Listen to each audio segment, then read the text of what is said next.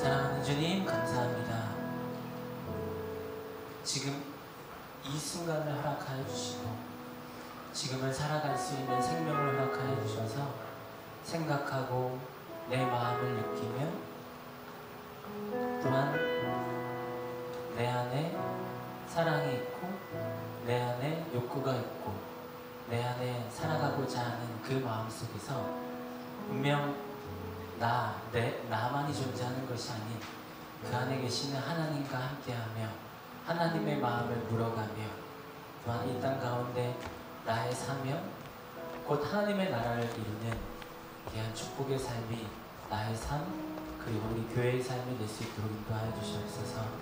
하나님 진실로 행복한 삶이 무엇인지를 늘 주님께 물어가게 하여 주시고 주님께서 바라시는 신앙의 삶으로 한 걸음 한 걸음 나아갈 때 진실로 하나님과 함께함이 또 공동체와 함께함이 또한 내 안에 계신 하나님이 행복하고 이것이 삶임을 하나님 없이 살아갈 수 없는 나의 존재임을 늘 깨닫는 우리 하늘교회 모든 성도들이 될 수 있도록 인도하여 주시옵소서.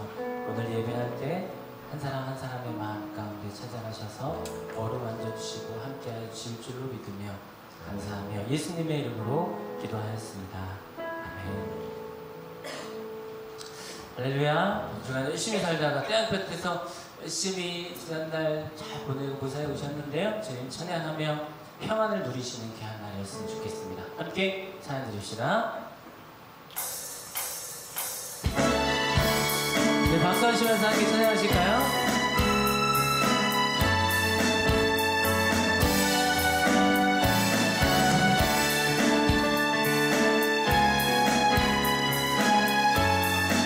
내 마음 다해 주 이름 찬양해 주 이름 찬양해 주 사랑 기뻐 주 사랑 기뻐 말로 다 못하네 말로 다 못하네 주 앞서가며 길을 만드시네 길을 만드시네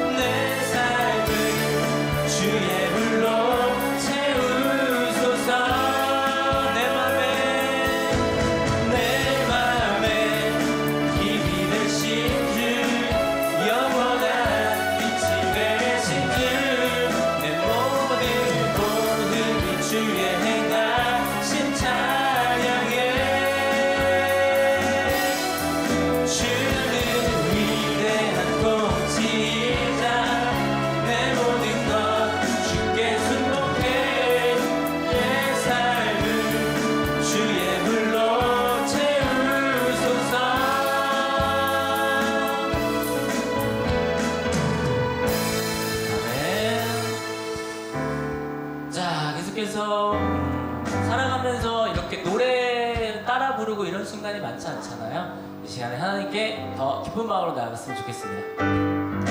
박수 하실까요? 박수도 하시고 함께 따라 하시면서 함께 찬양하겠습니다.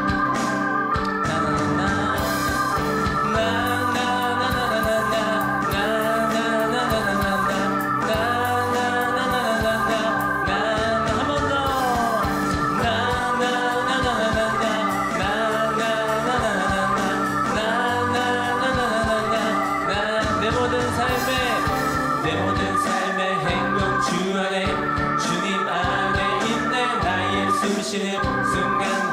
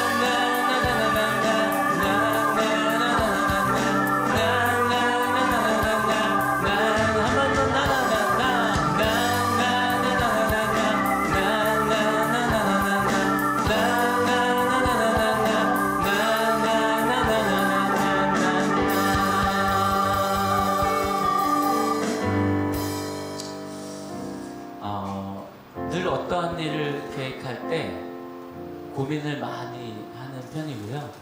그리고 또 사람들 앞에 서는 일들은 조금 더 많이 신중하고 고민하는 편입니다. 특히나 매주 이렇게 드리는 찬양은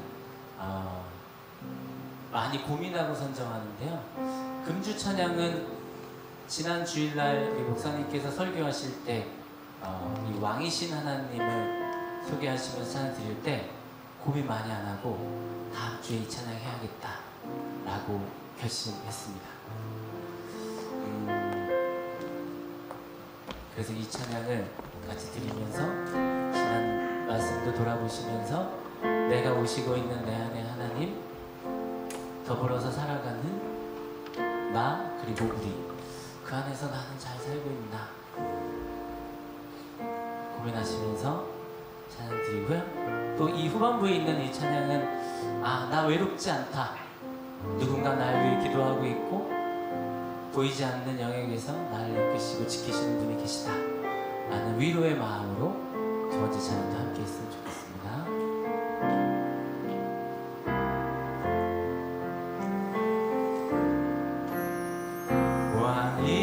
왕이신 나의 하나님, 내가 주를 높이고 영원히 주의 이름을 송축하리.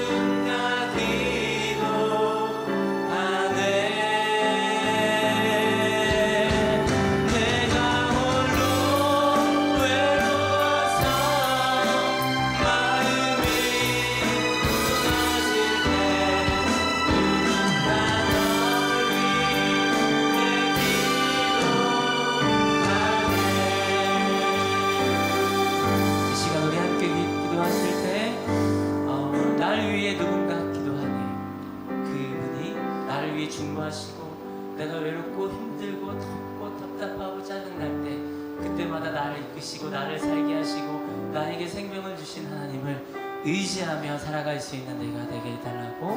목요 살아가면서 몸이 아프거나 마음이 아픈 곳이 있다면 그것까지도 주님께 간구하시고, 또한 살아가면서 감사한 일이 있다면 그 일까지도 주님께 감사함으로 하나님께 우리의 입술을 모아 우리 소리 내어서 함께 주님께 기도하며 나아가십시다. 다 같이 기도하겠습니다. 사랑하는 주님 감사합니다. 하나님 은혜를 허락하여 주셔서 또 오늘을 살게 하여 주시고, 하나님의 은혜로 인하여서 또한 지난날 나의 삶을 돌아보고 또한 우리의 삶을 돌아보며 나는 지금 잘 살아가고 있는가, 나는 지금 잘 걷고 있는가를 돌아보게 하심을 감사합니다. 하나님 진실로 하나님 앞에 진실한 자로 서게 하여 주시고 성실한 자로 서게 하여 주시고 소망 가운데 믿음 가운데 사랑 가운데 살아낼 수 있는 예수 그리스도 안에서의 삶이 무엇인가를 늘 물어가며 신앙 안에 살아갈 수 있는 우리의 삶이 될 수 있도록 인도하여 주시옵소서. 연약하고 부족하고 거품 많은 철없는 삶의 시간 하나님 앞에서 늘 진지하고 늘 기쁨으로 나아가며 살아낼 수 있는 우리의 삶이 될 수 있도록 인도하여 주시옵소서. 그 하나님이 계시고 내 안에 함께 하신 그 하나님이 있어 오늘을 살아갈 수 있사오니 우리 안에 함께 하시고 동행하여 주시옵소서. 아멘. 우리를 대표하여서 우리 김세희 성도님 기도해 주시겠습니다. 다 같이 기도하시겠습니다. 사랑하는 아버지 하나님 감사합니다. 무덥지만 좋은 날씨 주시고 예배할 수 있는 이렇게 좋은 공간 주시고 함께 예배할 수 있는 사람들을 세워주셔서 그렇게 하나님을 찬양하고 예배할 수 있게 해주심에 감사드립니다. 먼저 하나님을 알게 하심에 감사하고 하나님을 경험하게 하심에 감사드립니다. 우리가 더욱 범사에 감사하고 그리 아니하실지라도 감사할 수 있는 자녀들 되게 하여 주시고, 감사의 제목이 넘쳐나고 그것들을 서로 나누고 위로하고 격려하는 공동체 되게 하여 주시옵소서.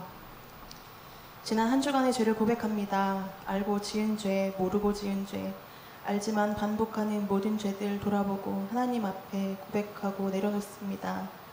주 예수 그리스도의 보혈로 깨끗하게 덮어주시고 우리가 부끄럽지 않은 하나님의 자녀로 살아갈 수 있도록 하나님의 지혜와 마음을 더욱 부어주시옵소서. 하나님, 우리가 간구하는 것은 우리의 가족, 친구, 직장 동료, 그리고 민족과 모든 열방이 하나님을 알게 되길 소망합니다. 하나님 나라가 되길 간절히 소망합니다. 그들을 마음에 품고 기도하고 사랑할 수 있는 지혜와 용기를 주시옵소서. 또한 몸과 마음이 아프고 굶주린 우리의 이웃이 많이 있습니다. 가까이에 북한과 멀리는 전쟁의 난민들도 있습니다. 어려움을 당하고 있는 여러 민족들을 위해 우리가 기도하오니 그들이 하나님을 만나게 하시고 하나님의 선하시고 완벽하신 뜻대로 이루어질 수 있도록 치유의 광선을 비춰주시고 사랑의 기적이 일어날 수 있도록 도와주시옵소서. 우리 하늘교회 공동체가 다른 무엇이 아니라 하나님을 중심으로 하고 협력하여 선을 이루고 은혜가 삶이 되는 교회 되게 하여 주시고, 준비하고 계획하는 모든 교육부 수련회와 행사들이 몸과 마음 다치는 자 없이 소외되는 자 없이 안전하고 은혜롭게 마무리될 수 있도록 준비하는 손길, 기도의 마음들 하나님께서 만나주시고 역사하여 주시옵소서. 오늘의 예배를 위하여 기도합니다. 세우신 목사님 말씀에 권능을 더하여 주시고 우리의 마음밭이 잘 심겨져서 한 주간도 하나님의 말씀으로 잘 살아갈 수 있도록 하여 주시옵소서. 먼저 와서 예배를 준비하는 찬양팀과 성가대, 보이지 않는 곳에서 섬기는 목사님, 전도사님 외에 여러 손길들 하나님께서 축복하여 주셔서 더욱 강건하게 하시고 하나님을 예배하고 찬양하는 중심에 기쁨과 은혜가 넘쳐나게 하여 주시옵소서. 더욱 간절히 원하는 것은 더욱 하나님을 알길 원합니다. 더욱 사랑하기 원합니다. 하나님을 만나고 경험하길 원합니다. 이 예배 가운데 단 한 사람도 그냥 왔다 가는 사람 없게 하시고 습관처럼 당연히 드리는 예배가 아니라 하나님을 만나고 경험하는 단 하나의 예배가 될 수 있도록 이곳 가운데 임재하여 주시고 역사하여 주시고 사랑으로 가득 채워 주시옵소서. 감사합니다. 사랑합니다. 지금도 살아계셔서 이 기도를 듣고 계신 주 예수 그리스도의 이름으로 기도합니다. 아멘.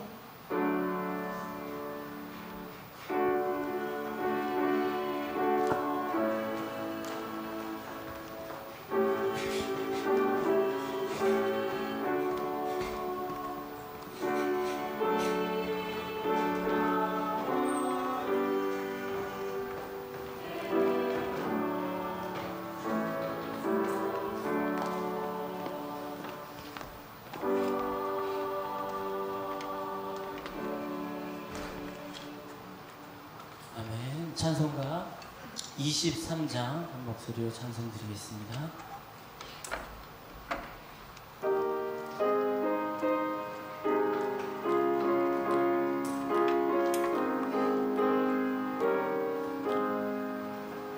만입이 내게 있으면 그 있다 가지고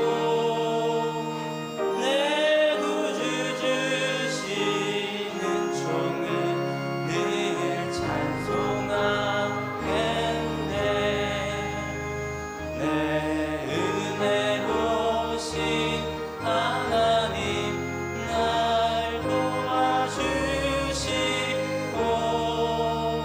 그 크신 영광 널리 펴 다 알게 하소서.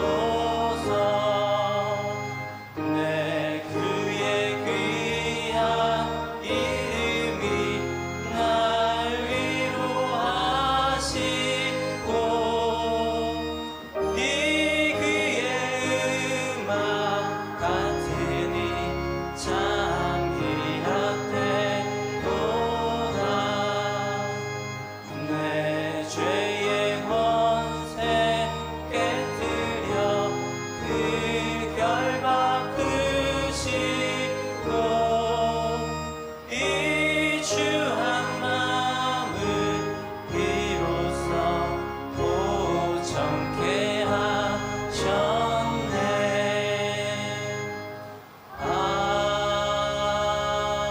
아멘.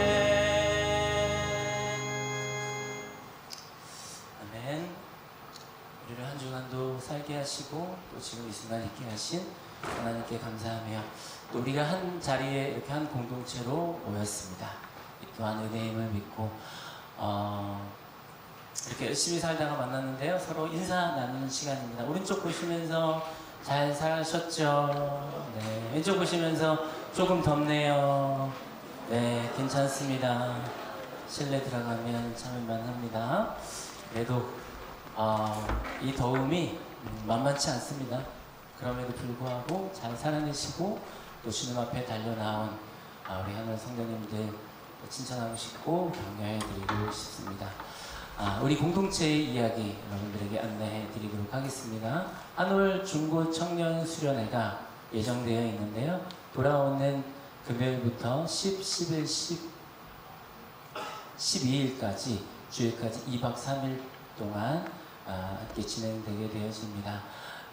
많이 우리 학생들 참여할 수 있도록 격려해 주시고 또 기도해 주시고 이렇게 같은 마음 품어주셔서 또 아이들이 잘 있나 이렇게 한번 오셔서 봐주시고 이렇게 해주시면 너무 좋겠습니다. 또 주변에 우리 학생들이 많이 참여할 수 있도록 이렇게 해주시길 바라겠습니다.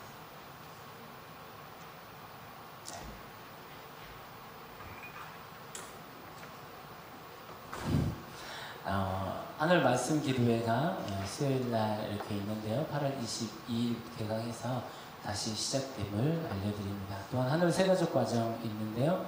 해당되시는 분은 끝나고 나서 저와 같이 나눌 수 있도록 하겠습니다.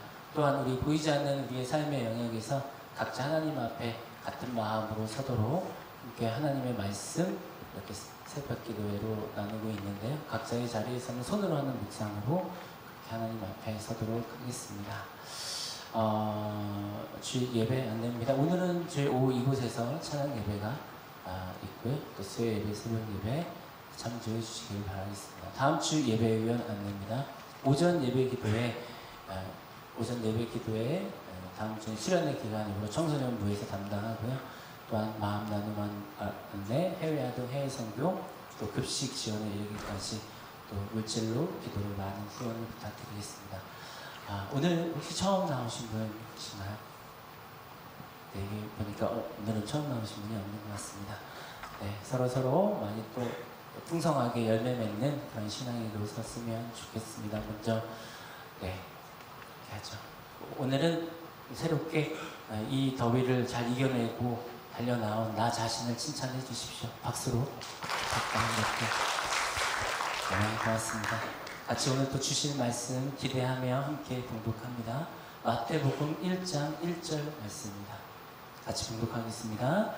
아브라함의 자손이요 다윗의 자손인 예수 그리스도의 계보는 이러하다.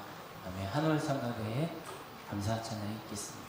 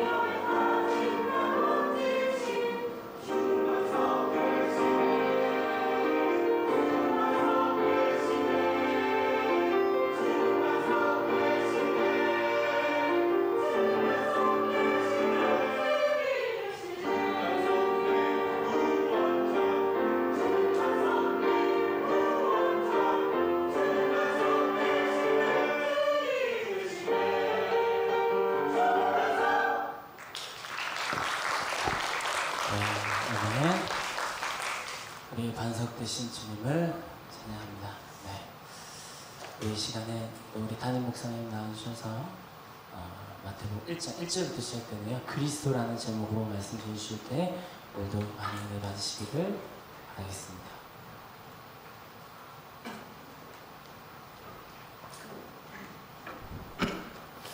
네, 여러분 때문에 행복합니다. 잘 살아남고 계시죠? 더워서.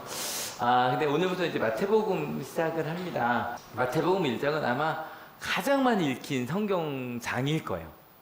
뭐 이유는 저거죠. 통독해보려고 생각 다 한 번쯤 해보셨죠. 성경 읽으려고 하면 일단 처음에는 이런 마음이 있어요. 처음부터 창세기를 딱 펴니다. 그러다 한두 번 실패를 하죠. 그때쯤 그럼 신약부터 가자. 도저히 안 되겠다. 그래서 신약을 제일 먼저 딱 펴면 나오는 게 마태복음 1장이거든요. 근데 한번 여쭤볼게요. 혹시 신약 성경 통독 전체 한번 해보신 분? 한 분, 두 분, 세 분, 네 분, 다섯 분, 여섯 분. 저 포함 7. 지금 영상으로 보시는 분들 전체가 몇 명인지 모르니까. 예. 근데 실은요, 성경 통독을 한다 그랬을 때, 제가 꿈꾸는 게 하나가 있어요. 그래서 언제 한번 3개월 정도 딱 잡고 우리 전체 한번 통독 한번 해보자를 꼭 한번 해보고 싶은데, 통독이 필요한 이유 중에 하나가 뭐냐면, 통독이요. 그러니까 한자로 보니까 통화를 통해 읽을 독이에요. 통하여 읽는 거죠. 그래서 통자도 통하다, 꿰뚫다, 두루 미치다라고 되어 있고, 그러니까 통하면 자꾸 통구이가 생각이 나서, 그죠? 머리부터까지 쭉 찔러갖고 그런 것처럼 처음부터 끝까지를 읽고 소리내서 안 읽더라도 그걸 끝까지 내 걸로 만드는 게 통독이에요. 그래서 그냥 국어사전 뜻으로 봐도 처음부터 끝까지 내리 읽는 게 통독이에요. 쭉. 근데 아시겠지만 성경을요, 처음부터 까지 쭉 내리 읽는 게 한두 시간 안에 되는 게 아니에요. 성경은 겉에 요즘에 한 요만하죠. 그죠? 저희 교회에서 그 세가족 모임 끝나고 드리는 성경 한 요만한 걸로 알고 있거든요. 더 이게 글자가 커야 되면 좀 두꺼워져요. 요즘에는 성경은 크기보다 열어보셔서 글자 크기를 보시면 돼요. 이게 내가 돋보기 놨어도 보이나 안 보이나 이제 그 기준으로 하시면 되는데 그게 얇은 책인데 거기 2권이 들어가 있는 거예요. 새번역 성경과 새찬송가가 들어가 있어요. 지금 책 2개예요. 책 2개를 합했는데도 요만큼 얇아요. 그게 성경책 그 종이가 좀 특이하지 않으세요? 뭐 인디언지라고 이제 좀 전문 용어로 얘기를 하는데 보통 성경책 쓰는 종이는 저기서 쓰죠. 사전? 그 옛날에 쓰는 영어 사전 같은 경우도 보면 되게 이 정도 두껍지만 종이 되게 얇거든요. 거기에 모든 단어가 다 들어가니까. 근데 그 인디언지라는 것 자체가 장점이 얇은데 비치지 않고 또 그렇다고 얇으면 조금만 눅눅해져도 이렇게 뜯어지는데 그렇지 않고 좀 비싼 종이에요. 나를 그래서 얇지만 그 가운데 굉장히 많은. 그래서 만약에 성경 하나를 쭉 처음부터까지 읽는다고 생각하면 평균 하루에 20분씩 혹은 30분씩 읽는다고 생각하면 1년이 걸립니다. 그럼 1년이 걸립니다. 근데 이것도 성경 이게 그럼 쭉 읽으면 쉽게 읽히겠냐면 20분씩 읽어야지 그래도 읽다가 힘든 이유가 성경이 또 한 권이 아니거든요. 이게 무슨 얘기냐면 성경 바이블이라고 부르지만 이 바이블이라는 단어의 원어가 비블리아라고 돼 있어요. 비블로스라는 게 그 단수로 성경이고 비블리아 하면 복수가 되거든요. 그래서 뭐냐면 성경들이에요. 그러니까 얇은 책 한 권, 그러니까 종이가 얇게 해서 글자 작게 있고 작게 만들었어요. 근데 그 가운데는 몇 권이 있냐면 보통 66권이라고 얘기합니다. 이거 외우는 거 아시죠? 교회 어릴 때부터 다니는 분들 얘기해 주세요. 66권 어떻게 외우면 되죠? 3, 9, 27. 요건 이제 알아두시면 좋아요. 그래서 왜 3, 9, 27이냐면 구약이 39권, 신약이 27권, 합해서 66권. 누가 만들었는지 참 잘 만들었어요. 그래서 아무튼 이렇게 66권 성경이 있기 때문에 읽다 보면 똑같은 얘기가 또 나오지라는 생각도 들고요. 갑자기 이 얘기가 왜 나오지라는 생각도 들고 그래서 쭉 읽다가 힘든 성경이 되게 많아요. 쭉 읽는 게 쉽지 않아요. 근데 그래도 한번 끝까지 읽어보는 거 필요하죠. 그래야 통독이거든요. 처음부터 끝까지 어떻게 연결되는지가 보여요. 저희가 3주 전까지 로마서를 한 달 동안, 1년 동안 읽었단 말이에요. 근데 일주일에 한 번씩 읽는 거기도 하지만 천천히 읽다 보니까 실은 한 달 전 지난 장 이야기도 잘 기억이 나지 않아요. 그래서 그럴 때는 통독으로 쭉 읽어내는 게 앞뒤 맥락을 잡기 좋다고요. 그러다 보니까 가끔 성경을 속독하기도 해요. 속독은 어떻게 읽는 거예요? 빨리 읽는 거예요. 보통 그냥 독서할 때 정독이 있고 속독이 있다고 하면 정독은 아마 한 이 정도가 될 거예요. 마태복음 자, 들어보세요. 1장 아브라함과 다윗의 자손 예수 그리스도의 세계라. 이게 가끔 틀어놓고 다니면 좋아요. 이런 성경은 어떻게까지도 되냐면 잘 들어보세요. 5장이에요. 5장 예수께서 무리를 보시고 산에 올라가 앉으시니 제자들이 나온지라 입을 열어 가르쳐 가라사대 심령이 가난한 자는 복이 있나니 천국이 저희 것이며 그 성우가 나름 배역을 정해서 읽어요. 나름 괜찮은데 요런 거랑 속독이 얼마나 차이가 나나 잠깐 볼게요. 속독은요. 마태복음 제1장 아브라함과 다윗의 자손 예수 그리스도의 씨들아 아브라함이 이삭을 낳고 이삭은 야곱을 낳고 야곱은 유다와 그의 형제를 낳고 유다는 다말에게서 베레스와 세라를 낳고 베레스는 헤스로 제가 이거를 2003년에 처음 들어봤는데 어디 새벽 기도를 갔어요. 이렇게 선교를 갔다가 새벽 기도를 갔는데 갑자기 찬양을 하나 부르시니 갑자기 목사님이 툭 누르시 가서 앉으시는 거예요. 뭐지 그랬더니 이게 30분 동안 나오는 게 이 정도 빠르기로 하면요 얼마나 빨리 되냐면 마태복음이요 이거 파일 하나가 1분 19초예요. 그러니까 1시간 19분이에요. 1시간 19분이면 마태복음 전체 다 읽을 수 있어요. 그러니까 이 정도 속도로 읽으면 1박 2일이면 신약을 다 읽을 수 있습니다. 밥 먹고 잠도 좀 자고 읽을 수 있습니다. 근데 여러분 어느 스타일이세요? 만약에 여러분이 들으신다면 정독 속독 나름 이유가 있어. 정독도요 혹시 이런 거 괜찮지 않아요? 뭐 운전할 때 그냥 틀어놓으면. 근데 요거는 좀 옛날 거고요. 요즘에 무료로요. 우리나라 성우들 중에 신앙이 좋은 분들이 드라마 바이블이라 그래서 3년 전인가 2년 전인가 만들었어요. 근데 이거 무료로 배포가 돼 있어요. 그래서 아이폰이든 아니면 안드로이드든 검색해 보시 드라마 바이블 하면 나오고요. 무료로 한번 할 수 있고 그냥 컴퓨터에서도 검색하시면 컴퓨터에서 무료로 듣게 되는데 다운이 안 되더라고요. 제가 그래서 이제 옛날 걸로 들려드린 건데 괜찮지 않아요? 근데 그 마태복음 읽는 분이 그 저분이 읽으시더라고요. 그 뭐죠? 예능할 때 많이 목소리 내는 분이 읽으셔서 자꾸 그게 생각이 나긴 하는데 하여간 나름 나쁘지 않아요. 이거 괜찮아요. 어디 멀리 다니실 때 운전하실 때 이렇게만 듣고 다니셔도 나쁘지 않지 않아요? 만약에 하루에 운전을 한 2-30분 하신다 그러면 이렇게만 쭉 듣고 다니셔도 1년이면 성경 일독이 되거든요. 하지만 위험할 때 소리 줄이시고 하시죠? 하여간 나쁘지 않아요. 그래서 가끔 통독 캠프라는 것도 있어서 한 2박 3일에서 천천히 읽어서 신약을 다 읽거나 아니면 한 5박 6일에서 좀 빨리 읽어서 전체를 다 읽는 경우도 있어요. 근데 아까도 여러분 속독이라 그러면 무슨 얘기인지 하나도 못 들린다고 하시기도 하시지만 속독으로 하면 한 2-3일이면 일독이 가능하거든요. 속독으로 하면. 근데 그렇게 해서 한 달 동안 성경을 막 10번씩 읽고 막 이러시는 분들도 있어요. 근데 여러 번 들으면 장점이 있어요. 처음엔 안 들리던 게 많거든요. 근데 두 번째, 세 번째 들으면 들을수록 아는 게 많아져요. 그래서 여기 혹시 드라마나 웹툰 같은 거, 만화 같은 거 좋아하시는 분들 정주행이라는 단어 아시죠? 왜냐면 드라마가 일주일에 한두 번 하잖아요. 근데 그러고서 한 두세 달을 보고 나면 앞 얘기가 기억이 안 나요. 그러니까 처음부터 다 다시 보는 거예요. 근데 그때는 좀 빨리 봐요. 그죠? 스킵하면서. 근데 그러면은 이런 대사가 있었네? 이런 뜻이었네? 뭐 웹툰도 마찬가지고. 정주행이 장점이 있어요. 빨리 막 보면서 못 봤던 거 다시 한번 확인하고 처음부터까지 확인하는. 그게 정독보다 조금 더 늦게 읽는다면 아마 저희가 하는 큐티? 말씀 묵상이 될 거예요. 말씀 묵상은 읽고 지나가지 않죠? 한두 절을 읽고 또 읽고 앞뒤로 읽고 또 읽어요. 그래서 아마 심지어 저희는 요즘엔 쓰기까지 하죠. 근데 이것의 장점은 단어 하나에서도 은혜를 받아요. 이게 그러니까 아마 설교도 그런 부분이 많죠. 전 단어 하나를 좀 많이 강조하는 편인데 준비하다가 은혜되는 것들이거든요. 또 심지어는 네이버로 뭐 검색해서 뭐 단어의 뜻과 심지어 좀 더 가서 그 배경을 이해하면 더 은혜가 되죠.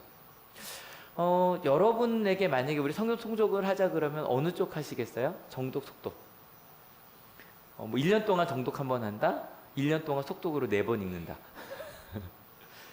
뭐 다 괜찮아요. 그러니까 정독은 좀 천천히 읽고 속독은 좀 빨리 읽지만 정독은 좀 깊이 있게 읽는 장점이 있고 속독은 좀 전체 흐름을 빨리 읽을 수 있는 장점이 있더라는 거죠.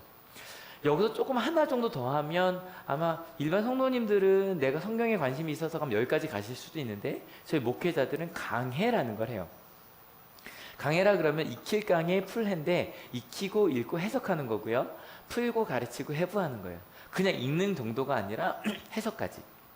심지어는 해부하다 그 다음에 벗기다거든요. 그 의미의 그 내면까지 벗겨보는 거, 양파 벗기듯이. 그래 보는 게 강해여서 가끔 한월교회 설교 이야기를 하실 때 이렇게 얘기하시고 있어요. 우리 한월교회 설교 좀 특이해. PPT 설교야? 아니에요, 여러분. PPT가 나온다고 PPT 설교가 아니라 실은 한월교회 설교는 다 강해 설교예요. 그러니까 강해라는 거는 성경을 좀 깊이 좀 깊이 있게 보는 거고 거기에 좀 전 설교라 그래서 이걸 좀 전달하는 방법까지 해서 가는 거예요. 그래서 한올교회 설교는 특별히 제가 하는 설교는 100% 강해 설교라고 보시면 돼요. 유일하게 아닌 건 학교에서 하는 설교, 학생 대상 설교, 그것만 강해 설교 아니고 나머진 전 거의 100% 강해 설교를 하고 있어요.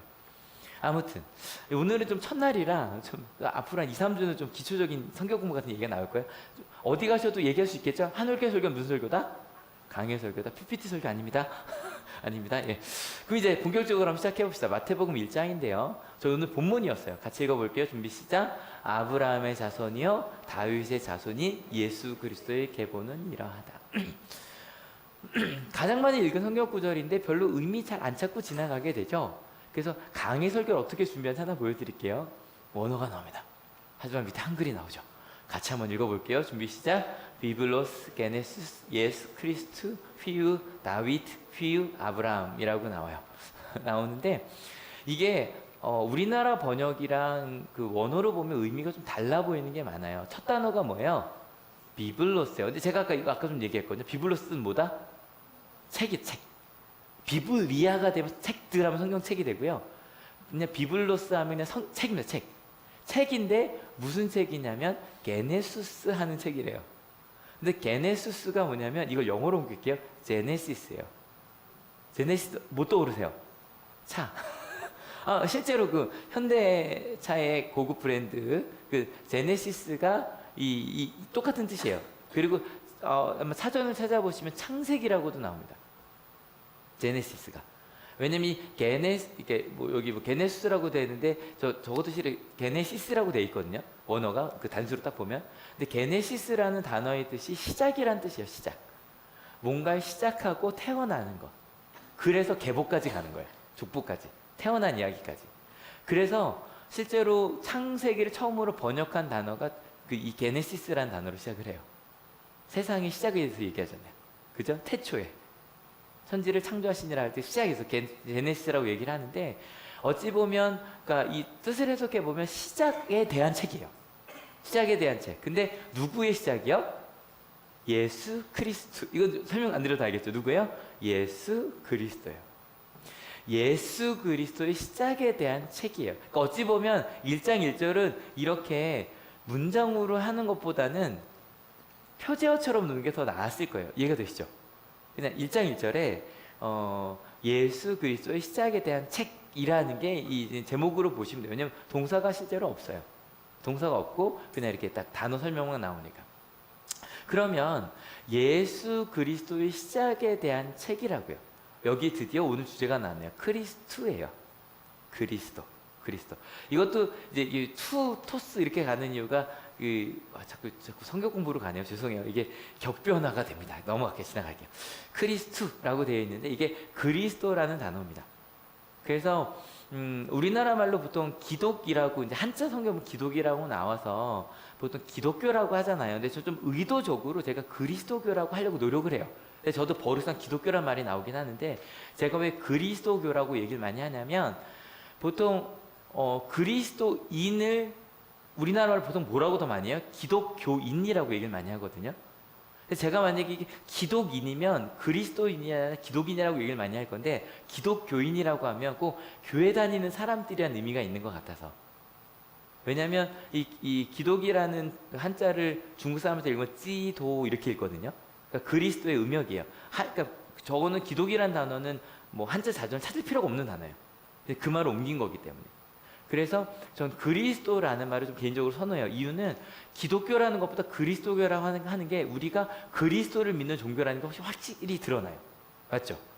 왜냐하면 기독교가 무슨 뜻입니까? 라면 이제 다 말씀을 드렸지만 어디 가서 물어봐도요. 기독교에서 기독이 무슨 뜻이니까 물어보면 그리스도입니다라고 대답하는 사람이 제가 볼 때는 1%도 안 돼요. 진짜 몰라요. 저 학교에서는 제가 저희 교회에서 많이 말씀드리잖아요. 그래도 실은 아이들도 자주 잊어요. 우리는 그리스도교예요. 뭐냐면 예수님을 그리스도로 고백하는 사람들이에요. 그럼 그리스도라는 단어의 뜻은 뭐다? 오늘 조금만 지나가면 됩니다. 그리스도의 단어의 뜻이 뭐다? 기름 부음 받은 사람이라는 뜻이에요. 그러니까 예수님 당시에 기름을 부어서 그러니까 머리에 이렇게 저희 세례 받듯이 거룩한 기름을 부어서 세우는 사람이 세 사람이 있었는데 누구? 왕이랑 선지자예요. 이 세 사람은 요즘 같은 왕 같은 경우는 다른 나라는 이렇게 왕관을 씌우잖아요. 근데 이스라엘에서는 거룩한 기름을 부었어요. 우리 세례하듯이. 근데 그래서 이 그리스도라는 단어에 히브리 말 본문은 그러니까 그리스도인이 아니라 유대인들은 메시아라고 불렀고요. 같은 뜻이에요. 그리스도 메시아 같은 뜻이고요. 그리고 우리나라 국어사전을 보면 예수의 칭호라고도 나와요. 왜냐하면 유대 멸망한 이후에 유대가 멸망하고 나니까 왕이 없잖아요. 왕이 없으니까 왕을 기름 부어 세우지 않는단 말이에요. 제사장들은 이어졌지만 그래서 그때부터 그리스도라는 단어가 왕이 없는 그들에게 구원자가 될 거라는 그리스도가 그런 의미가 되었어요. 그래서 저희가 예수 그리스도 성경에 쓰여져 있으면 예수는 누구다? 그리스도시다라고 하는 신앙 고백이 예수 그리스도라는 단어예요. 이것도 제가 몇 달에 한 번은 말씀드리니까 실제로 처음 교회 다니는 분들은요, 예수 그리스도 그러면 뭐가 성이에요? 라고 묻는 분들이 가끔 있거든요. 예수는 그리스도시다라고 하는 예수도 이름이거든요. 그래서 저희가 그리스도인이라고 할 때는 예수님을 그리스도로 고백하는 사람들이고 그리스도교라고 할 때는 예수님을 그리스도로 고백한 사람들의 모임이 그리스도교인 거예요. 이해가 되시죠?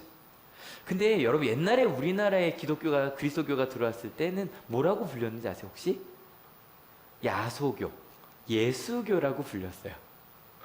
그 이유는 간단해요. 우리는 그 예수님이라는 단어가 그렇게 흔치 않은 단어죠. 혹시 친구 이름 중에 예수가 있는 분? 제 친구 이름은 예수예요. 없으시죠? 없으시죠? 이게 이스라엘 사람들은요 지금도 많아요. 되게 흔한 이름이고 되게 좋은 이름이에요. 성경에도 여호수아 있잖아요. 그게 예수라는 이름이거든요. 예수님 시대도 예수가 되게 많았어요. 바예수라고 하는 바나보 되게 많아요. 그러니까 예수라는 이름이 진짜 많다고요. 그리고 이슬람에도 예수라는 이름이 진짜 많아요. 그래서 이슬람권이나 저기 가면 예수라는 이름이 예수 이렇게 말 실제로 들려요. 그게 신앙 고백을 하는 게 아니라 그냥 이름이에요. 그러다 보니까 그런 데서 만약에 그냥 철수 영희처럼 우리 교회 제일 많은 이름이 뭐죠? 제가 볼 때 은지가 제일 많아요. 그죠? 전체로 보면 은지라는 이름이 되게 학생도 많고 되게 많거든요. 만약에 여러분 이거 오해하지 말고 있어요. 만약에 흔한 은지라는 이름이 어떤 선지자다. 예수님이라고 안 되니까 선지자다라고 합시다. 그러면 은지 선지자님이라고 말하는 거랑 자꾸 은지가 그럼 깜짝깜짝 놀랄 거 아니에요. 말할 때마다. 그래서 그 시절에는 그리스도께서라고 끊임없이 말한 거예요. 성경에도 보면 예수께서라고 돼 있는 것도 많지만 실제로 예수님 시대에 가까울수록 그리스도께서라고 더 많이 나와요. 그래서 왜냐면 예수라는 이름이 너무 많으니까. 근데 우리나라에는 예수라는 이름이 있다 없다? 없기 때문에 우리나라에서는 실은 예수님이라 그래도 헷갈릴 필요가 없어요. 무슨 말인지 아시죠? 영어 지저스도 실은 마찬가지예요. 미국에 지저스란 이름이 있나요? 이름으로는 없죠. 없어요. 그러니까 성으로는 그 크리스찬이라는 이름이 성은 있어요. 그래서 호날두도 성이 크리스찬이잖아요. 어떻게 되나요? 약간 그것도 크리스찬 이름이 똑같은 이름이거든요. 그런데 하여간 아무튼 그래요. 그래서 우리는 예수님이라고 부를 때 오해하지 않으시죠? 그죠? 오히려 예수님이 딱 떠오르시죠? 그래서 아마 저도 설교 때는 예수 그리스도께서라고 말할 때보다 예수님이라고 말하는 게 여러분도 더 익숙하시죠? 더 가까워요. 한국교회에서는 그렇게 보시면 돼요. 그런데 아무튼 이 마태복음을 예수님의 시작에 대한 책이라고 본다면 여기 하나가 더 나오네요. 휘우 다윗, 휘우 아브람 나오는데 다윗 누굴까요? 다윗이겠죠? 아브람이겠죠. 이것도 뭐 어렵지 않죠? 이것도 마찬가지예요. 그건 단순하게 아들 자손이라는 뜻이기 때문에 다윗의 자손이요, 아브람의 자손이라는 뜻이에요. 그럼 이건 무슨 뜻일까? 이것도 어렵지 않아요. 다윗의 자손이라는 건 딴 게 아니에요. 다윗의 하나님 저희가 지난주에 이야기했었거든요. 하나님은 땡땡땡이시다. 지난주에 다시 뭐라고 고백했죠? 하나님은 임금님이시다. 나에게. 그러니까 왕이었던 다윗이 하나님은 나의 주님이고 임금님이다라고 고백하는 그 다윗이 믿었던 하나님, 그 하나님을 그렇게 고백했던 다윗의 후손이고 아브라함의 하나님도 마찬가지죠. 믿음의 조상인 아브람. 바로 왜냐면 아브람이라는 이름도 진짜 많고요. 다윗이라는 이름도 진짜 많아요. 영어로 데이빗은 지금도 많잖아요. 진짜 많잖아요. 근데 그냥 그 데이비드가 아니라 다윗도 그 다윗 왕의 자손이다. 그러니까 이런 것들이 필요한 게 우리나라는 별 의미가 없어 보이는데 거기선 필요하다고요. 이름이 너무 많아서. 근데 우리나라에서도 구분해야 될 단어가 하나 있어요. 바로 뭐냐면 하나님이라는 단어예요. 왜냐하면 하나님이라는 단어는 고유명사거든요. 지난주에요. 한 학생이 저희 청년 중에 하나가 어쩌다 보니까 친구 때문에 신천지 성경 공부를 몇 번 받았다는 거예요. 근데 얘기를 들어보니까 무슨 교회에서 세미나에서 갔는데 세미나가 좋으셨으면 더 개별적으로 성경 공부합시다. 그러고 이제 갔는데 설교 3번 정도 듣다 보니까 갑자기 그 선생님이란 분이 그러더래요. 그러니까 교회에서도 안 하고 무슨 카페 같은 데 성경 공부를 해요. 성경 공부를 하는데 이런 얘기를 하더래요. 여기 여러분 막 보면서 설명을 하다가 그래서 여러분 담임 목사님을 의심하라 그러더래요. 담임 목사가 당신들을 잘못 가르칠 수 있으니 담임 목사를 의심하라고. 근데 얘가 딱 그 얘기를 듣고 이상한 거예요. 그래서 저기요, 저희 담임 목사님 저잖아요. 저희 담임 목사님은 좋은 분인데요. 이상한데요. 그러고선 저희 목회자한테 연락을 한 거예요. 이상한 데 갔다. 신천지 갔다. 신천지 같아요. 그래서 이제 가지 말라 그러고 이제 3번밖에 안 갔으니까 딱 끊었어요. 그래서 그 사람들 눈치를 챈 것 같아요.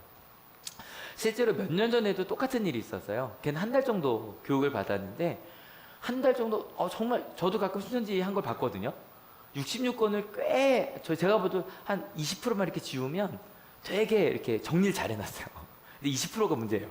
그걸 이제 지워야 되는데 80%가 괜찮으니까 진짜처럼 보이잖아요. 근데 너무너무 설명을 잘 해주는데 하나님에 대해 설명하는데 단 한 번도 사랑이라는 단어를 쓰지 않더래요. 하나님이 우리를 사랑하신다거나 예수님이 우리를 사랑한다는 얘기를 한 달 동안 단 한 번도 하지 않더래요. 그래서 물었대요. 저기요, 그지 서울에 이제 아예 이동한 친구라서 제가 온양에서 교회 다닐 때는 끊임없이 하나님은 사랑이시라고 배웠는데 왜 사랑이라고 얘기 안 하세요? 그랬더니 말을 막 돌리면서 아니라고, 하나님이 너를 선택했다고. 너만 선택받은 사람을 막 얘기를 하더래요. 그래서 그 친구도 이상한데 저랑 전화해서 이제 나왔거든요. 그러니까 저희가 가끔 누가 하나님 믿으세요라 그럴 때 여러분 조심하셔야 되는 거예요. 그 하나님이 우리가 고백한 하나님과 다를 수 있어요. 실제로 증산도에서도 하느님이라고 하죠. 완전 이건 이단도 아니라 단도, 그냥 고유명사니까. 그러니까 저희는 보통 하나님 믿으세요라고 많이 안 하고 뭐라고 많이 해요? 예수님 믿으세요라고 하는 이유도 그 때문이에요. 하나님 어떤 하나님이냐면 다윗이 고백한 그 하나님, 아브라함이 고백한 그 하나님, 그 하나님이 약속하신 예수님이 하나님이 약속하신 그리스도셨다 라고 이야기를 하는 거예요.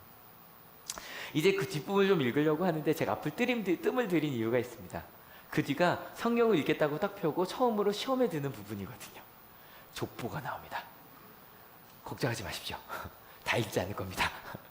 3파트가 있는데 한 파트만 딱 읽을게요. 3파트 한 파트만 딱 읽을 건데 같이 한번 읽어봅시다. 준비 시작. 아브라함은 이삭을 낳고 이삭은 야곱을 낳고 야곱은 유다와 그의 형제들을 낳고 유다는 다말에게서 베레스와 세라를 낳고 베레스는 헤스론을 낳고 헤스론은 람을 낳고 람은 아미나답을 낳고 아미나답은 나손을 낳고 나손은 살몬을 낳고 살몬은 라합에게서 보아스를 낳고 보아스는 루색에서 오벳을 낳고 오벳은 이세를 낳고 이세는 다윗 왕을 낳았다. 고생하셨어요. 여러분 갑자기 읽다 보면 이런 거 느껴지지 않으세요? 갑자기 여긴 어디 난 누구라는 생각을 하면서 갑자기 생각이 흩어진 느낌 딱 있지 않으세요? 이거 딱 저런 거 나오면 괜찮겠죠? 예능 같은 데서 빨리 읽기, 발음 정확하게, 딱 그런 느낌으로 가요. 몇 명이나 하세요? 찾아보세요. 세보세요. 몇 명 알겠다. 위쪽은 좀 자신 있어, 그죠? 2절까지 자신 있어. 아브라함, 이삭, 야곱, 유다, 오케이, 거기까지. 다말까지도 오래 읽으시면 다말까지는 알겠어. 그 다음부터 좀 애매해지죠? 나중에 자신 있는 거 2세 다윗까지 가요. 가실 거예요. 보아스도 아실 거고 룻도 아실 거고. 근데 이 파트 1 자체가 그래서 아브라함부터 다윗까지의 이야기예요. 그래서 뭐 실은 모르는 사람 상관없어요. 근데 이런 식으로 파트 2가 이어집니다. 파트 2는 다윗부터 남유다가 멸망할 때까지, 파트 3는 포로 귀환부터 예수님 때까지 모두 14대씩 이렇게 그려져 있습니다. 여러분, 족보라는 게 왜 중요할까요? 족보가 많은데 그 중에 우리 누구만 기억해요? 자랑스러운 조상만. 그러니까 아마 그럴 거예요. 그러니까 예수님의 족보를 쓴 사람도 그런 생각을 했을 수 있어요. 여러분 아브라함의 그 믿음 아시죠? 아무것이 보장되어 있던 고향 아버지의 땅을 떠나서 그죠? 하나님이 말씀하신 정말 황무지로 가 살았던 그 아브라함, 심지어는 왕이었으면서도 하나님은 임금님 주님이라고 불렀던 그 다윗의 순종, 그리고 그 피를 이어받은 예수님.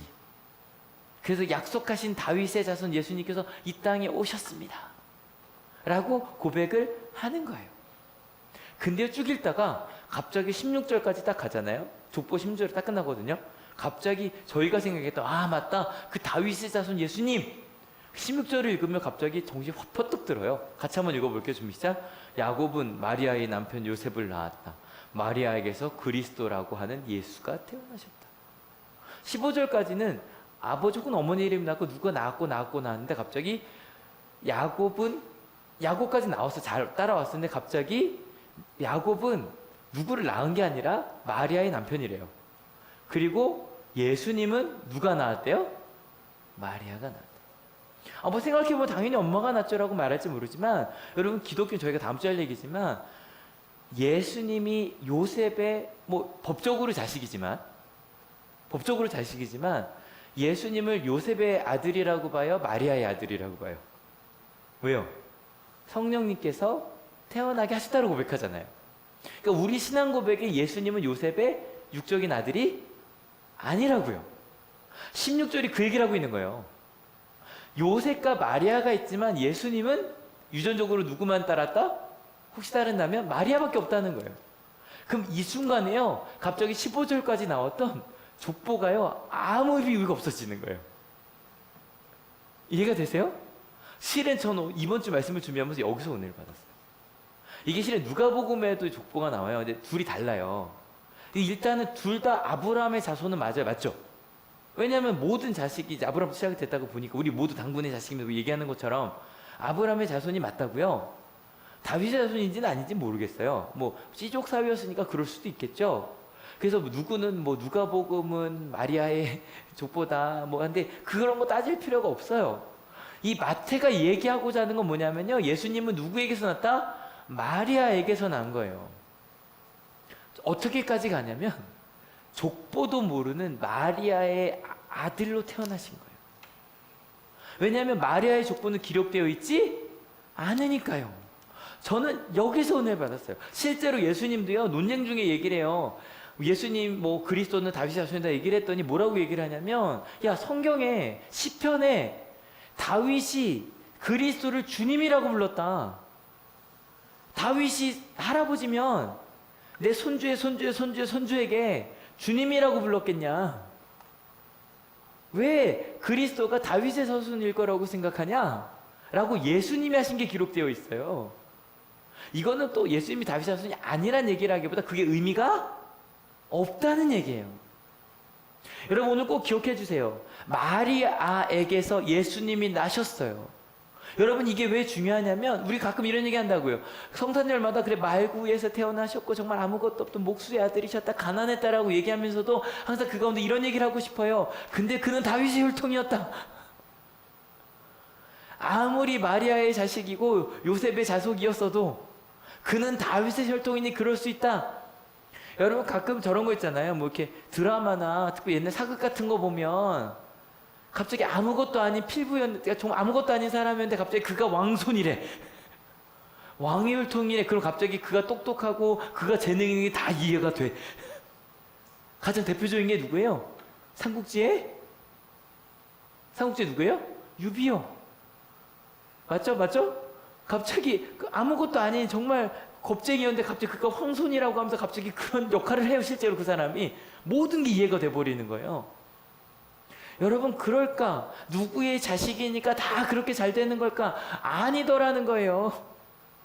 그럼 그렇지, 그 자식이니까, 그 핏줄이니까, 그 대학 나왔으니까, 그럼 그렇지, 그 나라 사람이니까. 여러분 예수님께 태어나셨다는 건요, 아까 시작이 뭐라 그랬어요? 책인데 뭐에 대한 책? 시작에 대한 책이에요. 복음서 딱 신약을 시작하자마자, 그러니까 창세기는 세상의 시작은 이러하다라고 얘기했던 것처럼 신약의 가장 먼저 시작인 마태복음은 예수 그리스도의 시작, 그러니까 우리가 지금까지 살았던 것에 전혀 다른 시작에 대해서 노래하고 있더라는 거예요. 그 마음을 가지고 이 족보를 같이 보면 좀 느낌이 달라요. 어떤 식으로 보이냐면 뭐 읽지 않을 거예요. 아브라함, 이삭 알아요. 그래, 맞아. 그런 아브라함의 이야기가 있었지. 100세 만에 낳은 아들을 12살 때 하나님께 바치라 그럴 때 바치려고 했었어. 그래, 이삭 야곱, 그래, 쌍둥이였지. 야곱이 힘든데 막 베들에서 눈물 흘리며 기도하고 그래, 그랬던 사람이었어. 그래, 유다는 좋은 기억이 별로 없어요. 유다는 정말 좋은 기억이, 그 지나갈게요. 별로 없어요. 그리고 나서 나중에 어디로 넘어가냐면 뭐 다마스, 뭐 다말하면 이것도 별로 좋은 얘기가 넘어갈게요. 이거는 성인들만 있을 때 해야 되니까 다말 얘기는 진짜 넘어가요. 그리고 나서 나중에 나손이라는 사람은 어느 때냐면 이제 모세와 함께 나오던 시절이 나손 때예요. 출애굽에서 나오던 시절. 더 지나가서 라합은 그들이 여리고성을 무너뜨릴 때고요. 40년 지나고 나서. 그리고 나서 보아스, 룻, 이세, 그래서 뭐 드디어 다윗이 등장을 하는 거예요. 다윗이 등장을 해서 많은 왕 이름이 나오는데 뭐 다 넘어갈게요. 다 솔로몬, 너무 유명한 뭐 성전을 지었던 솔로몬의 판결로 유명한 솔로몬 왕이고, 제가 개인적으로 제일 좋아하는 왕 좀 뒤에 나오는데 르호보암 때 남유다 북이스라엘 나뉘거든요. 그리고 나서 저 개인적으로 여기 어디야 더 가서 히스기야도 유명하지만 요시야. 저 개인적으로 요시야가 실은 다윗보다 더 좋게 받는 왕이고, 그 아버지는 굉장히 하나님 버렸던 왕이고, 그래서 전에도 후에도 없었던 왕이라고 나오는 사람이고, 바벨론으로 끌려갔다가 거기 이제 뭐 다니엘 이야기 나오고, 그 스룹바벨 때 포로에서 돌아오고, 여기까지 가면요 예수님까지 가는 거예요. 구약 전체를 지금 다 본 거예요. 통독한 거죠. 쭉 통해서 본 거예요. 그렇게 보면서 무엇이 느껴지냐면 이 가운데 많은 사람들이요, 예수님의 조상으로서가 아니라 많은 성경에 쓰여졌던, 하나님을 알았지만 그 가운데 믿음의 사람도 있었고요, 심지어는 예수님의 뭐 조상이라고 하지만 기록이 되어 있지만 누군지도 모르는, 어떤 역할을 했는지도 모르는, 심지어는 악한 사람들까지 그 가운데 있었어요. 그 모든 사람이 있는데, 그러니까 우리가 가끔 뭐 족보에서 난 누구의 몇 대손이야라고 자랑을 하지만 아무 일 없다니까 여러분. 그분을 갖고 뭐 마음속으로 좀 더 좋은 사람이 되자라고 생각할 수 있겠지만 그 사람의 자손이기 때문에 잘할 거라는 보장은 없거든요. 근데 이렇게 다양한 사람들이 있지만 그 가운데 전혀 상관없이 우리 이제 뭐를 시작한다? 새로운 시작을 할 거다. 너희의 부모와 전혀 상관없이 창조처럼 예수님을 만나면 우리 삶에 완전히 새로운 시작이 될 거다. 그 선언을 마태복음은 1장 1절을 하고 있는 거예요. 여러분, 우리 언제 태어나셔서 다 다르겠죠? 여러분, 태어날 때는 사람 뭔가 조건이 주어져요. 부모라고 하는 조건이 주어지고, 그리고 어떤 나라라고 하는 조건이 주어지고, 성별이라고 하는 조건이 주어지고, 역사라고 하는 조건이 주어져요. 맞죠? 생활 형편이라는 조건이 주어져요. 그래서 어쩔 수 없이 그것을 벗어나는 게 쉬운 일은 아니에요. 여러분, 부모 되신 분들 한번 생각해 보세요. 내가 내 어머니 아버지에게서 좋은 것을 받은 거 있으실 거예요. 좋은 것만 받았어요? 나쁜 것도 받았어요? 나쁜 것도 그대로 배우셨을 거예요. 만약에 특별히 어떤 거 더 잘 배우냐면 난 절대 아빠처럼 되지 않을 거야. 그게 여러분의 아주 깊이 새겨져요. 똑같은 모습이 나옵니다, 여러분. 그거를 바꾼다는 건 쉬운 일은 아니에요. 좋은 모습도 당연한 거고요. 근데 지금 여기서는 무슨 얘기를 하는 거냐면 이것을 벗어나는 새로운 시작이. 실은 뭐 요한복음에 나온 얘기니까 나다나엘이 예수님 찾아서 묻는다고요. 어떻게 사람이 다시 있냐고. 이걸 어떻게 벗어날 수 있냐고. 그런데 마태는 1장에 선언하는 거 아니라고. 예수님과 함께 새로운 시작을 할 거라고.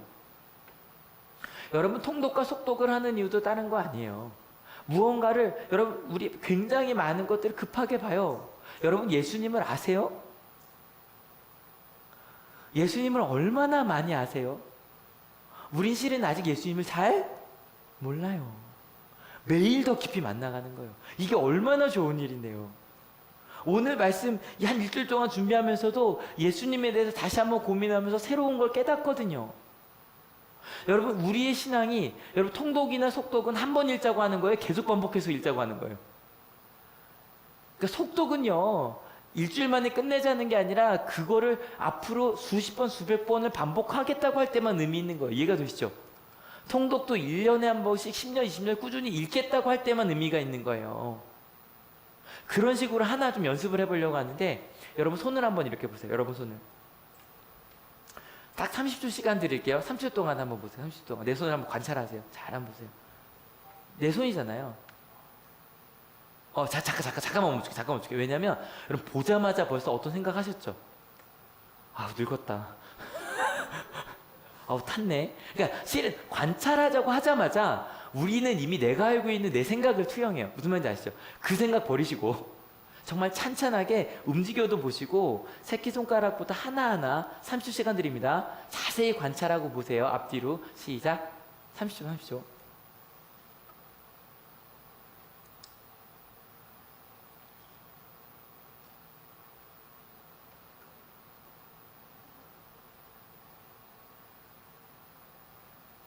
어떠세요? 더 보세요. 아직 10초 남았습니다. 자세히.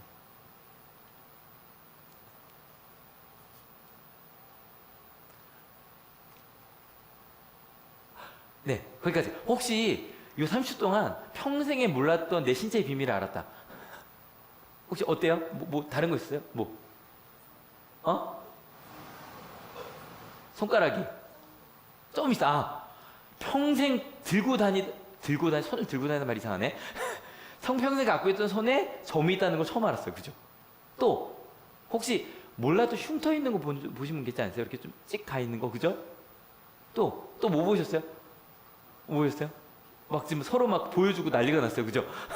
맨날 보던 손인데 저도 이게 아침에 좀 하나하나 손을 봤는데 뭘 봤냐면 저는 여러분 많이 오른손에 여기 좀 굳은 살 베겨 계시죠? 손 조심해서 들게요. 가운데 손가락이니까. 왜냐면 펜 잡느라고. 그죠? 그 다음에 혹시 가정주부 하시는 칼 쓰느라고 물집도 잡히고 그런 것들 보이세요? 내가 맨날 들고 다녔는데 여러분 이렇게 자세히 본 적이 있어요? 없어요? 별로? 손톱은 여자분들은 많이 보셨을 거예요. 손톱 안이 다른 것들은 여러분 양쪽이요. 손금도 좀 다른 거 보이세요? 제가 어디 가서 해봤더니 목사님 저기요 이 지문이라고 하잖아요. 지문이 여기도 다 있네요. 그죠? 앞에만 있는 거 아니에요? 여기도 그 모양이 쭉 내려가요. 그죠? 무슨 말인지 아시죠? 여러분 가끔요 우리가 성경을 읽든지 뭘 하든지 내가 들고 다니는 내 손이었거든요. 모르던 상처도 있고요. 그리고 심지어는 전 아침에 손 상상하면서 무슨 생각했냐면 처음으로 지한이를 잡았을 때의 손이 기억이 나는 거예요. 머리를 왼손으로 받치고 딱 몸을 안았을 때 딱 그 손 모양이 전 그대로 기억이 나거든요. 그때의 그 느낌?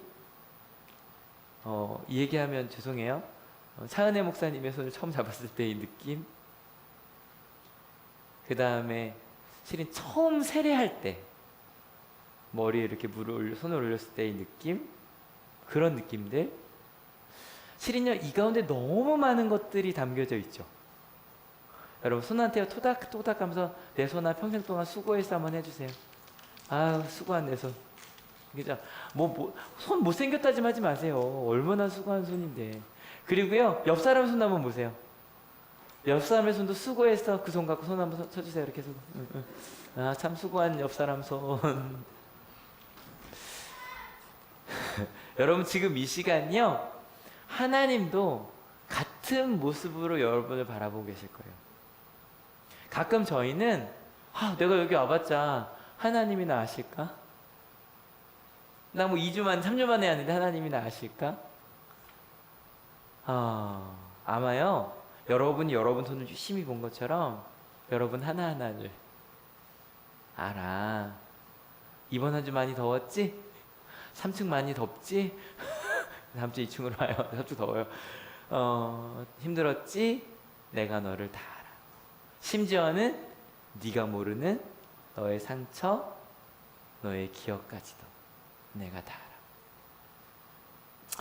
여러분 저희가 신앙생활을 한다 그럴 때 마태복음 시작하면서 꼭 기억합시다. 신앙은 뭐다? 새로운 시작이다. 그리고 새로운 창조인 거예요. 여러분 좀 이따 기도하실 때 내가 하나님 때문에 새롭게 시작한 게 뭔지를 한번 떠올려 주세요. 그리고 감사합시다. 모태신앙인이 상관없어요. 모태신앙인이었다가 하나님을 깨닫게 되어서 좀 더 깊게 알게 되어서 내가 알게 된 것들 있죠. 감사하게 된 것들. 그리고 감사합시다. 앞으로 알게 될 게 더 많습니다. 믿으십니까? 여러분 그 예수님 당시에 다윗의 자손이라는 단어는 이런 뜻을 갖고 있었대요. 그분이 오시면 같이 읽어볼게요. 준비 시작. 영원히 그 나라가 이루어질 거라고 믿었대요. 근데 참 신기한 건 예수님이 오셨는데 예수님을 죽였죠. 왜냐하면 그 다윗의 나라가 새로운 창조라는 걸 몰랐던 거예요. 내 가운데 있던 내 경험 가운데 머물 거라고 생각을 한 거죠. 얼마 전에 전도사님들이랑 얘기를 하다가 가끔 때리는 설교라는 게 있어요. 때리는 설교 뭔지 아세요? 여러분 성경 읽지 않으시죠? 기도도 안 하시죠? 여러분 하나님 믿고 사셨죠? 여러분 헌금은 하셨습니까? 우리가 그리스도인이 맞습니까? 우리가 어떻게 그리스도인이라고 할 수 있겠습니까? 이게 때리는 설교예요. 근데 젊은 신학생들이, 전도사들이 때리는 설교를 많이 하더래요. 80% 이상. 그래서 물었대요. 왜 그러냐 그랬더니 사람은 원래 죄인이라 그렇게 얘기해줘야 한다고. 근데 저는 그렇게 얘기해줬어요. 다음에 만나면 그렇게 얘기해줘. 몰라서 그런 거라고. 뭘 모르냐면 봐요. 우리가 죄인이라는 거 아시죠? 다 알아요. 기독교인들 더 잘 알아요. 근데 뭘 모르냐면 하나님께서 새롭게 만드실 나를 몰라요. 만약에 우리 부모님들 이러실 거예요. 부모님들이 공부가 너무 좋고요. 영어가 너무 행복하고 수학의 논리가 너무 세상에서 가장 큰 아름다움이라고 생각하신다면 자녀에게 너의 수학 공부 안 해라고 말하지 않으실 거예요. 이리 와봐. 수학이 얼마나 아름다운 세계를 보여준지 아니? 수학은 이런 거야. 이해가 되세요? 만약에 국어가 너무 아름답다고 생각하는 분들은 그분의 말도 다를 거예요. 야, 이 말은 너무 아름답지 않니? 막 그 아이도 와, 우리 엄마 아빠의 말은 시인 같아. 나도 엄마 아빠처럼 말하고 싶어. 이해가 되세요? 근데 우리는 그런 걸 잘 모르니까 뭐라 그래요? 저건 잘할 수 있어요. 핸드폰 하지 마. TV 보지 마. 왜 잘할 수 있을까요? 핸드폰과 TV를 우리 누구도 좋아해요? 우리도 좋아하거든요. 그러니까 그런 말은 할 말이 많아요. 맞죠? 하지만 어떻게 공부해야 되는지 어떻게 살아야 되는지는 잘 할 말이 없더라는 거죠. 여러분이 마태복음을 통해 그 하나님의 이야기를 알아갑시다. 참 신기한 건 이번 주에 하는 그 수련의 주제가 여기 산상설교가 마태복음 5장부터 7장까지거든요. 여러분 청소년분 많이 와주시고요. 청년분 특이하게 이번에 2번 나눠서 해요. 금요일 날 따로 모여서 1박 2일을 보내고 그 다음에 토요일 날 또 다시 합류를 합니다. 이것도 괜찮은 폼인 것 같아요. 그래서 청년분들은요 금요일 아침 11시 50분에 1층에 오시면 출발할 거고요. 혹시 그때 못 오시는 늦게 취업하고 계셔서 일하고 오셔야 되는 분들은 나중에 알려주시면 거기 어디죠? 펜션 이름이? 그라시아? 오, 은혜롭네요. 은혜란 뜻인데 그라시아? 다 외웠겠는데요. 그라시아 펜션으로 오시면 됩니다. 검색하시면 강남골이죠? 강남골 아닌가요? 수천리예요? 수천리에는 그라시아 펜션으로 언제든지 오시면 됩니다. 그래서 오후까지 목사님과 또 저녁에 또 저랑 계속 같이 시간을 보내니까 여러분 괜찮죠? 여러분 새로운 시작입니다. 기도해 주실 때 이 MIF 수련회가 새로운 시작이 될 수 있도록 기도해 주세요. 여러분 그리스도란 제목으로 말씀을 나누었습니다. 그리스도, 예수는 그리스도시라는 거 신앙 고백입니다. 그럼 이것 자체가 뭘 의미한다? 같이 읽어볼게요. 준비 시작. 새로운 시작.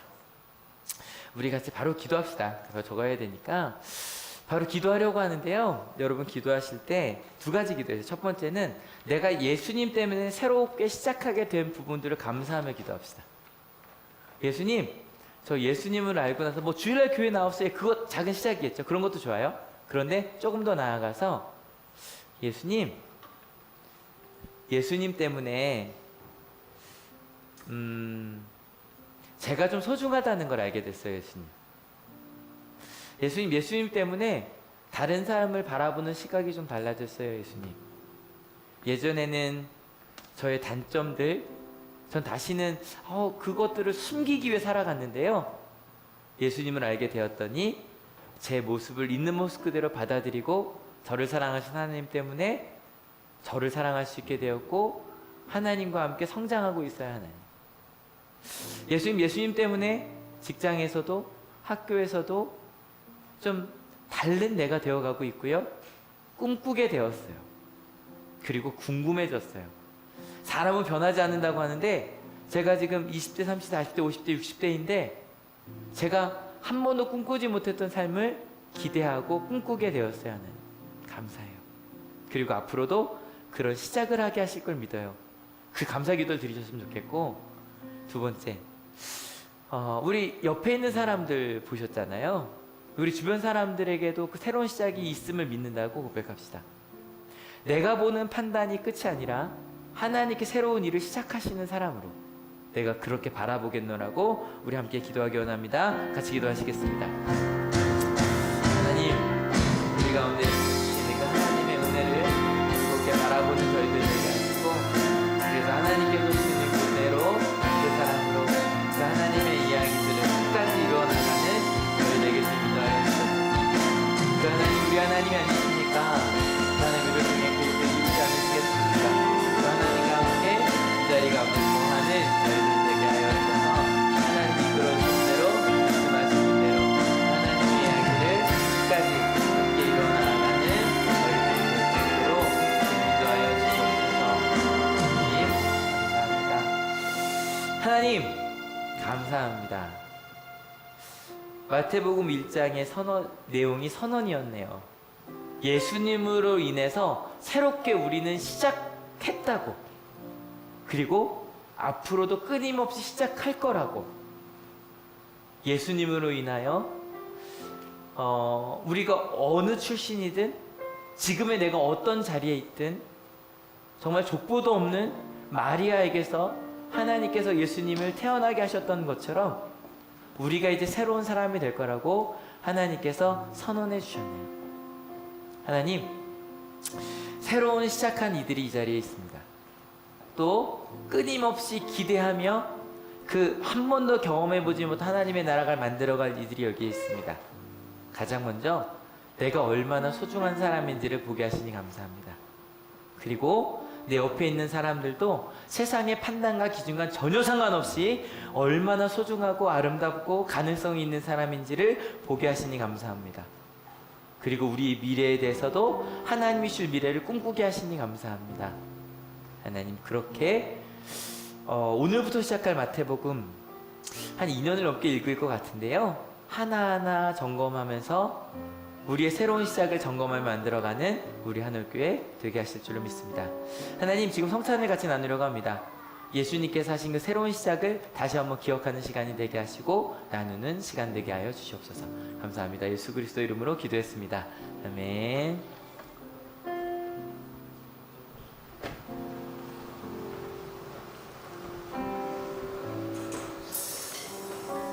네, 성찬식 하겠습니다.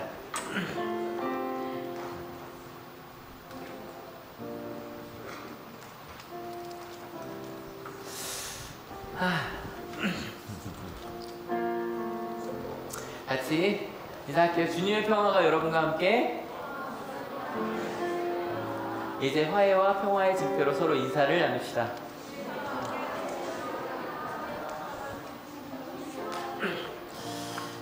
성만찬 제동사 하겠습니다. 주님께서 자신의 몸을 내어주시던 밤 떡을 손에 드시고 감사 기도를 드리신 다음에 떼어 제자들에게 주시며 말씀하셨습니다. 받아 먹어라. 이는 너희를 위해 내어준 나의 몸이니 먹을 때마다 나를 기억하여라. 식후에 주님께서는 잔을 드시고 감사 기도를 드리신 후에 제자들에게 돌리시며 말씀하셨습니다. 이 잔을 마시라. 이는 내 죄의 사함을 얻게 하려고 많은 사람을 위해 흘린 새 언약의 피니 이를 행할 때마다 나를 기념하여라. 성령 임재의 기도 같이 하시겠습니다. 같이 기도합니다. 거룩하신 하나님, 일찍이 주님께서 세상에 보내셨던 성령을 지금 다시 보내주사 진설된 떡과 포도주 위에 임하셔서 이 식탁을 성별하옵소서. 또한 성령께서 여기 모인 우리 위에 함께하사 이 떡과 포도주로 영원한 생명의 양식이 되게 하시며 이를 먹고 마심으로 그리스도의 새로운 몸을 입어 세상을 변화시키는 능력이 되게 하옵소서. 우리 주 예수 그리스도의 이름으로 기도합니다. 아멘. 예, 공급하겠습니다.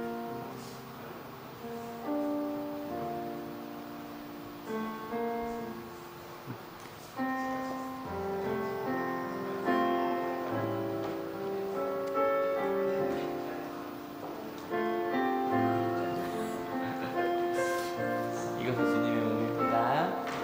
이것은 주님의 몸입니다. 이것은 주님의 몸입니다. 이거 포도즙입니다. 술 아니 괜찮습니다. 이것은 주님의 몸입니다. 이것은 주님의 몸입니다. 이것은 주님의 몸입니다. 이것은 주님의 몸입니다. 이것은 주님의 몸입니다. 이것은 주님의 몸입니다. 이것은 주님의 몸입니다. 이것은 주님의 몸입니다. 주님의 몸입니다. 네, 다 같이 성만찬 후 감사기도 같이 드리시겠습니다. 은혜와 사랑이 충만하신 하나님, 주님의 은혜로 우리를 구원하시고 생명의 양식을 주시니 감사합니다. 우리를 위하여 온몸을 내어주신 십자가의 사랑과 희생의 신비를 기억하면서 우리 자신을 온전한 헌신의 제물로 하나님께 드립니다. 이제 성만찬에 참여한 우리가 그리스도와 하나 되게 하시고 서로서로 하나 되게 하시며 온 교회가 하나 되게 하여 주옵소서.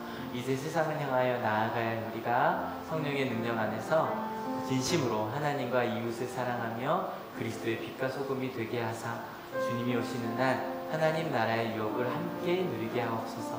우리에게 영생의 양식을 주시는 우리 주 예수 그리스도의 이름으로 기도합니다. 바로 예수 축도합니다. 주님, 그렇게 새로운 시작을 선언하며 과거의 세상으로부터 나 자신에게 하던 모든 판단에서 끊어지고 새로운 출발을 하겠노라고 예수님의 눈으로 세상을 살겠다고 결단하는 하나님의 귀한 자녀들 머리 위에 예수 그리스도의 사랑과 하나님의 은혜와 성령 하나님의 인도하심이 지금으로부터 영원토록 함께하옵시기를 간절히 축원하옵나이다. 아멘. 하나님께 감사의 박수 받습니다. 네. 네, 같이 찬양합시다. 일어나 찬양할게요.